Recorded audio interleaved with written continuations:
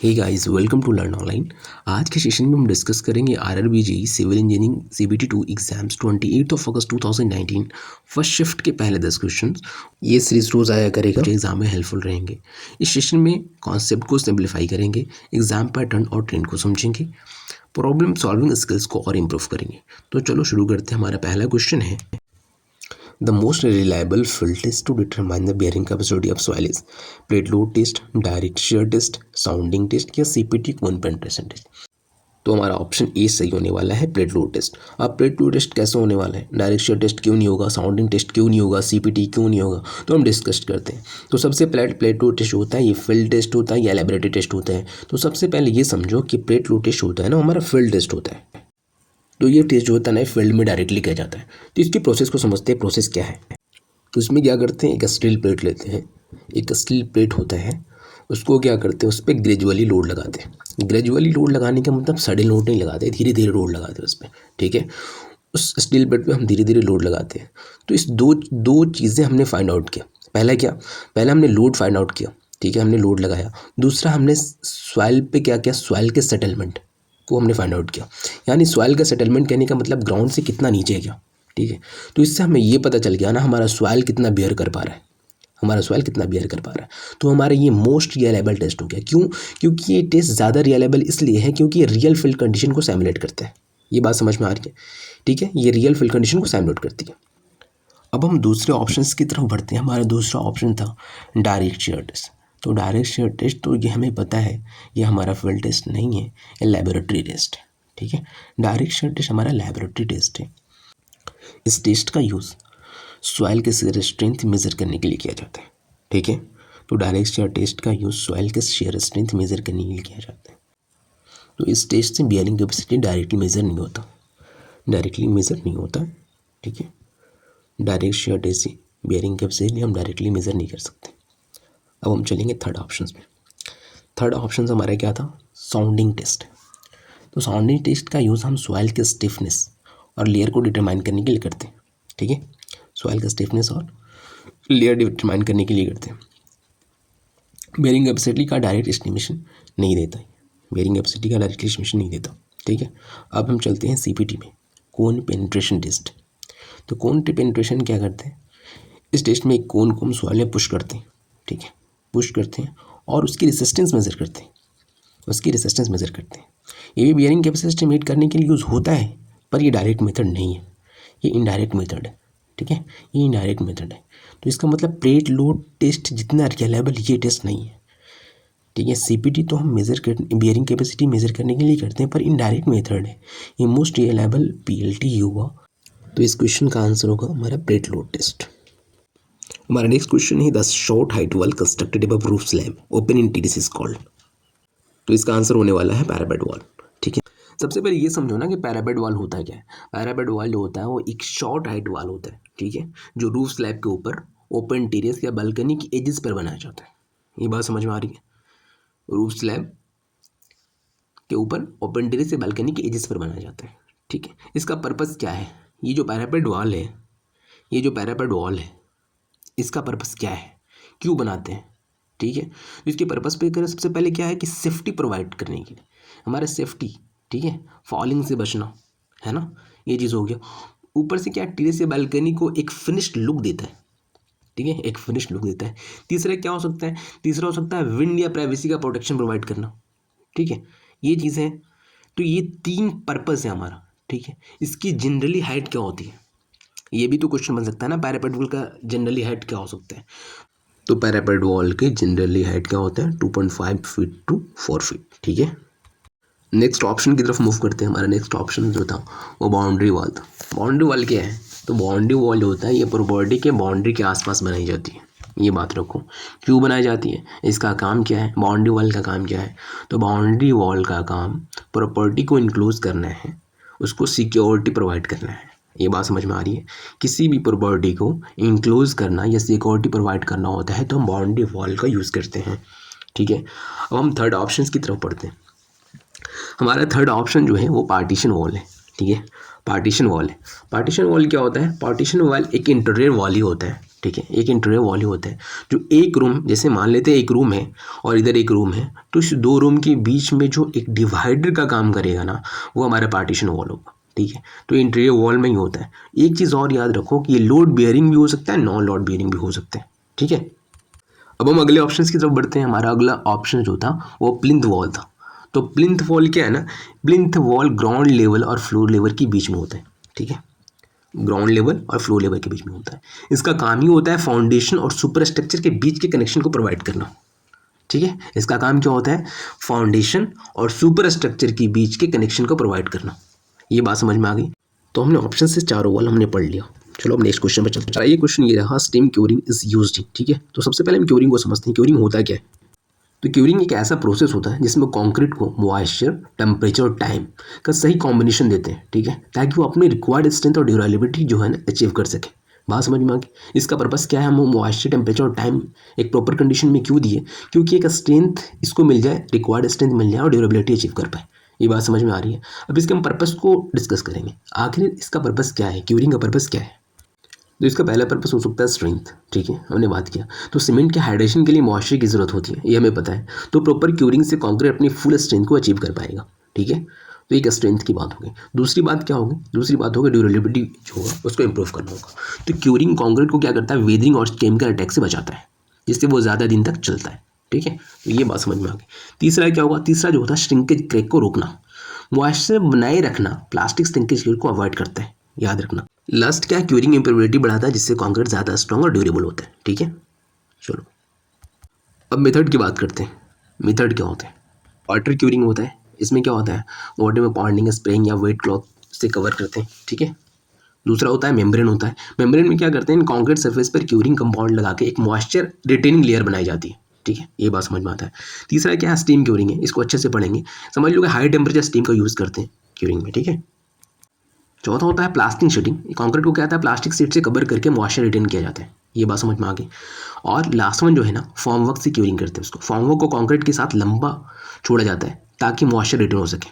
ठीक है, ये बात समझ में आए। जैसे फॉर्म वर्क में क्या वर्टिकल एलिमेंट जैसे कॉलम और वॉल के लिए यूज़ करते हैं। बात समझ में आ गई। अब डिस्कस करते हैं हम लोग क्यूरिंग के टाइम का।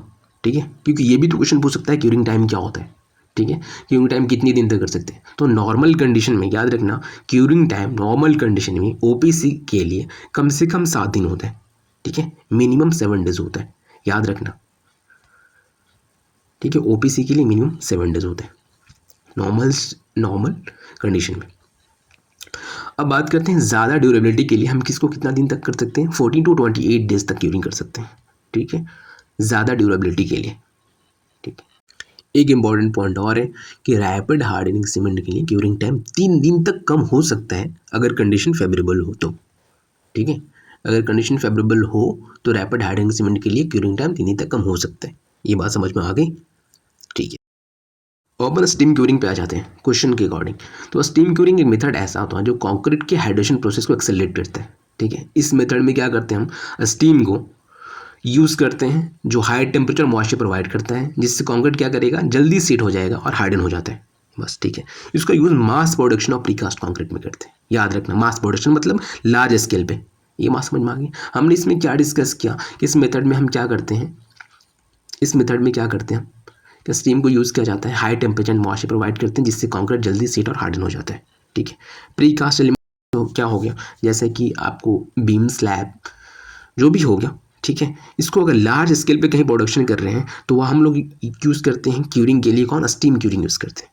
ये बात समझ में आ गई, लार्ज स्केल में यानी मास प्रोडक्शन के लिए यूज़ होता है। ठीक है, ये बहुत टाइम सेविंग मेथड होता है क्योंकि जल्दी से क्यूरिंग इंश्योर हो जाता है। ये कॉलम और स्लैब्स में स्टीम क्यूरिंग यूज़ किया जा सकता है, लेकिन ये स्पेसिफिक एप्लीकेशन के लिए नहीं होता। ठीक है, तो स्टीम क्यूरिंग से रिलेटेड क्या कुछ इंपॉर्टेंट बातें हमें समझ में आई, पॉइंट आउट करते। Mass production of precast element के लिए होता है क्योंकि ये टाइम एफिशिएंट और कॉस्ट इफेक्टिव भी है। नेक्स्ट क्वेश्चन हमारा है PIEV रिप्रेजेंट्स। तो P स्टैंड्स फॉर परसेप्शन। ठीक है, P stand for perception, I stands for intellection, I stand for intellection, E stand for emotion, है ना, E stand for emotion, last one V stand for volition. ठीक है, we stand for volition. ठीक है, ये term का use human behaviour decision making process को explain करने के लिए किया जाता है, खासकर रोड सेफ्टी और एक्सीडेंट एनालिसिस को कॉन्टेक्स्ट में। ठीक है, तो हम समझते हैं सबसे पहले परसेप्शन को। परसेप्शन का मतलब ये होता है समझना। ठीक है, जब कोई इंडिविजुअल, जैसे इंडिविजुअल में हम समझ लो जैसे ड्राइवर किसी सिचुएशन को देखकर उसका सेंस करता है। ठीक है, बात समझ में आ रही? कोई इंडिविजुअल जैसे ड्राइवर किसी सिचुएशन को देखकर उसका सेंस करता है। एग्जाम्पल से समझते हैं, रोड पर कोई ऑब्स्टिकल को नोटिस करना। तो ये जो नोटिस करने का जो समझ है ना, ये नोटिस किया ना, ये हमारा परसेप्शन है। ठीक है, ये बात समझ में आ गई? रोड पे कोई ऑब्स्टिकल, उसको नोटिस करना ये हमारा परसेप्शन है। अब हम डिस्कस करते हैं इंटेलेक्शन को। ठीक है, इंटेलेक्शन को डिस्कस करेंगे। तो इंटेलेक्शन का मतलब होता है सोचना। ठीक है, इंटेलेक्शन का मतलब ही होता है सोचना, जो सिचुएशन को समझने और एनालाइज करने का प्रोसेस है। ठीक है, सिचुएशन को समझने और एनालाइज करने का। एग्जाम्पल, कोई ड्राइवर जो डिसाइड करता है कि ब्रेक लगाना चाहिए या स्टीयरिंग को टर्न करनी चाहिए। ठीक है, एग्जाम्पल से ये समझो कि कोई भी ड्राइवर डिसाइड करता है कि ब्रेक लगाना चाहिए या स्टीयरिंग को टर्न करना चाहिए। ये चीज़ समझ में आ गई? तो ये जो एनालिसिस का प्रोसेस जो है ना, ये इंटेलेक्शन कहलाता है। अब हम डिस्कस करते हैं इमोशन को। इमोशन जो है ना, वो ड्राइवर का डिसीजन मेकिंग पर असर डालता है। इमोशन जो होता है ड्राइवर का डिसीजन मेकिंग पर असर डालता है। जैसे एग्जाम्पल में समझते हैं, वो फियर, एंजाइटी या ओवर कॉन्फिडेंस की वजह से गलत डिसीजन हो सकता है। ये हमारा इमोशन हुआ, इसको हिंदी में हम भावना कहते हैं। ठीक है, तो इससे हमें समझ में आ रही बात ये चीज़। ठीक है, अब हम लास्ट में डिस्कस करते हैं वॉल्यूशन क्या होता है। वॉल्यूशन क्या होता है? वॉल्यूशन जो होता है ना, वो एक्शन है। एक्शन है। ठीक है, जैसे डिसीजन लेने के बाद कोई भी एक्शन लेना, अगर हमने डिसीजन ले लिया, जो भी डिसीजन लिया, उसके बाद हमने जो एक्शन किया, जैसे ब्रेक लगा लिया या एक्सीलेटर प्रेस कर दिया, ये हमारा वॉल्यूशन हुआ। ये हमारा वॉल्यूशन हुआ। तो हमने पूरा पीआईवी का कॉन्सेप्ट को समझा। आखिर पीआईवी होता क्या है? तो ये पीआईवी का कॉन्सेप्ट जो है वो डिसीजन मेकिंग प्रोसेस है। बात आ गई समझ में? तो हमारा नेक्स्ट क्वेश्चन है, in which year was India declared republic? सबसे पहले कुछ इंपॉर्टेंट डेट मार्कआउट करते हैं। इंडिपेंडेंस में भी दो डेट मार्कआउट करेंगे। पहला आज़ादी का 15 अगस्त 1947। ठीक है, ये हमारी आज़ादी का डेट है। दूसरी डेट मार्कआउट करेंगे हम कि उस time government of India act 1935 के अंडर रूल होता था। ठीक है, ये बात समझ में आ गई? गवर्नमेंट ऑफ इंडिया एक्ट 1935 के अंडर रूल होता था। अब नेक्स्ट पॉइंट पे आते हैं, कॉन्स्टिट्यूशन। ठीक है, संविधान। तो इंडिया का कॉन्स्टिट्यूशन 26 नवंबर 1949 को कॉन्स्टिट्यूट असेंबली द्वारा अडॉप्ट किया गया। ये पॉइंट आउट करो। ठीक है, कॉन्स्टिट्यूट असेंबली द्वारा अडॉप्ट किया गया, ये हमने मार्क कर लिया। कॉन्स्टिट्यूशन में भी दूसरी डेट मार्क आउट करेंगे 26 जनवरी 1950 को। ठीक है, जो हमारे क्वेश्चंस का हमारा क्वेश्चन था। ठीक है, तो ये 26 जनवरी 1950 को लागू हुआ और इंडिया एक सॉवरेन सोशलिस्ट सेक्युलर और डेमोक्रेटिक रिपब्लिक बन गया। ठीक है, ये बात समझ में आ गई। हमारा नेक्स्ट क्वेश्चन है, what is the formula of ammonium sulphate? ठीक है, अमोनियम सल्फेट का फॉर्मूला क्या है? तो अमोनियम सल्फेट जो होता है वो कॉम्बिनेशन होता है अमोनियम एंड सल्फेट आयन का। सल्फेट आयन के चार्ज को बैलेंस करने के लिए दो अमोनियम सल्फेट की ज़रूरत होती है, इसलिए फार्मूला क्या बन जाएगा हमारा, NH4 का होल टू SO4। ये बात समझ में आ गई। अब इसकी यूज़ के बारे में डिस्कस करेंगे। एमोनियम सल्फेट का यूज़ क्या होता है? तो एमोनियम सल्फेट का यूज़ जो होता है ना, फर्टिलाइज़र में करते हैं। क्यों? क्योंकि ये नाइट्रोजन और सल्फर प्रोवाइड करता है। ये बात समझ में आ गई? ठीक है, नाइट्रोजन सल्फर, तो इसको एग्रीकल्चर और इंडस्ट्रियल पर्पज़ के लिए यूज़ करते हैं। ठीक है, इसको जो है एग्रीकल्चर और इंडस्ट्रियल पर्पज़ के लिए यूज़ करते हैं।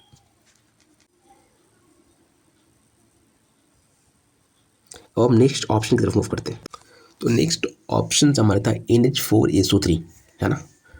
तो ये SO3 है ना, ये अमोनियम सल्फाइड का फॉर्मूला है, हो सकता है। ठीक है, ये अमोनियम सल्फाइड का फॉर्म हो सकता है, लेकिन अमोनियम सल्फेट नहीं है, क्योंकि सल्फाइड में SO3 2- और सल्फेट में SO4 2- आयन होता है। ये दोनों का बेसिक डिफरेंस है ना। नेक्स्ट ऑप्शन हमारा था NH3SO4। ये गलत फॉर्मूला है, क्योंकि NH3 जो है, अमोनिया जो है, एक न्यूट्रल मॉलिक्यूल है और डायरेक्टली सल्फेट आयन के साथ कंबाइन नहीं करता, बिल्कुल नहीं। ठीक है, और लास्ट वन भी गलत है, क्योंकि अमोनियम के पास 2 आयन चाहिए सल्फेट के लिए, हमारा क्वेश्चन है in the following media solid liquid gases in descending order of the speed of sound through them. ठीक है, तो स्पीड ऑफ साउंड किसी मीडियम के प्रॉपर्टीज पे डिपेंड करती है, जैसे इलास्टिसिटी, डेंसिटी। ठीक है, सॉलिड्स में क्या होता है ना, सॉलिड में मॉलिक्यूल टाइटली पैक्ड होते हैं। ठीक है, इसमें हाई इलास्टिसिटी और लो कंप्रेसिबिलिटी की वजह से साउंड सबसे फास्ट ट्रैवल करते हैं। लिक्विड में क्या होता है, लिक्विड में मॉलिक्यूल सॉलिड के कंपेरिजन में लूजली पैक्ड होता है, इसलिए स्पीड थोड़ा स्लो हो जाता है। गैस में सबसे स्लो होता है। हमारा नेक्स्ट क्वेश्चन है which of the following members is subjected to compressive stress. तो पहले पिलर्स लेते हैं। पिलर्स जो होता है वर्टिकली लोड कैरिंग मेंबर्स होता है जो कंप्रेसिव फोर्स को रेसिस्ट करता है। ठीक है, ये बात समझ में आ गई। वर्टिकल लोड कैरिंग मेंबर होगा जो कंप्रेसिव फोर्स को रेसिस्ट करता है। एग्जाम्पल ले लो बिल्डिंग के सपोर्ट पिलर्स को। ठीक है, ये इसका एग्जाम्पल हो गया पिलर में।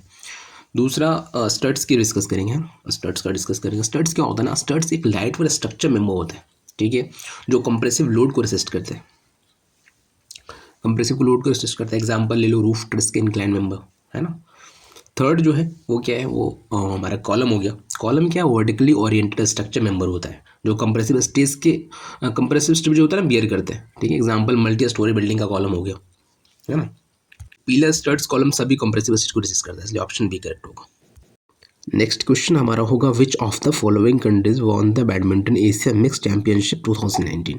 ठीक है, तो ये हमारा वॉन जो किया था वो चाइना ही किया था। ठीक है, हुआ कहाँ था, हांगकॉन्ग में हुआ था। ठीक है, हांगकॉन्ग में हुआ था। कब हुआ था, 19 मार्च टू 24 मार्च 2019 को। ठीक है, हुआ था। वॉन कौन किया था, चाइना किया था। ठीक है, चाइना। और हारा कौन था, जापान हारा था। इसका स्कोर क्या था, जहाँ तक मुझे याद है करंट स्कोर इसके 3-2 थे। ठीक है, चलो।